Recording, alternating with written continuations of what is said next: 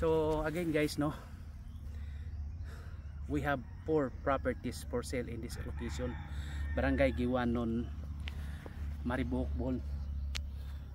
Just approximately 10 minutes drive from Tagbilaran City or 20 minutes drive from Panglao International Airport and White Sand Beaches. Walking distance to the sea or shoreline, so or to the beach. And this is the road right of way. The first one, we are selling that 450 square meters along National Highway at 2,500 pesos per square meter net, limpyo. So meaning owner will net, then si buyer na ang bahala sa pag transfer lahat. So meaning from seller to buyer is on the buyer account. Then next is the 813 square meters, yung sa ano ng kahoy. It's 813 at 1,500 per square meter net, mga 1 point something lang yan guys, di masyadong malaki. Then the third is the house, no, that is the 12 million 2,452 square meters. So we have the video also on that, na nakapasok tayo sa loob. At aside from there is a 48 square meters guest house, so complete, may CR din. At last is this one, there are so many coconut trees. So tax declaration, pero one tax deck, walang problema, i-transfer agad sa yung name, attach lang yung deed of sale. Kasi dito guys sa Bohol, kadalasan dito basta hindi lang titulado, hindi yan dumaan sa titulo yung lupa, i-direct mo na sa ano, hindi tayo mag capital gain documentary, wala nang BIR. So yun ang maganda, kasi yan ang process dito eh. Sa Cebu iba rin, so siguro magkaiba yung Bohol at Cebu. And you know, Bohol is a very progressive na. Iba na ngayon ang Bohol. May marami ng mga malls tulad ng SM Superstore.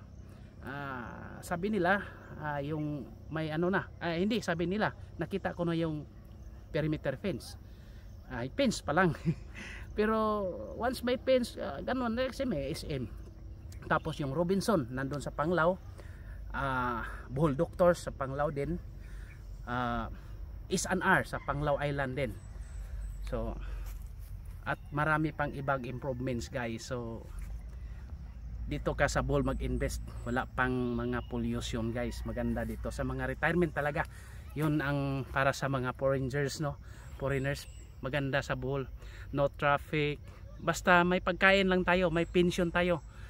Huwag kayo mag ano sa mga sabi-sabi nilang mahal, mga pang ano lang yan, para gusto nila doon sa kanila. Pero in reality, kung gusto mo ng White Sand Beaches, meron sa Panglao, sa Anda, meron sa Loon, meron din dito sa Mariboc, Bohol. So meron sa Calape, mga White Sand Beaches yan guys. So hospital, no problem, may ACE.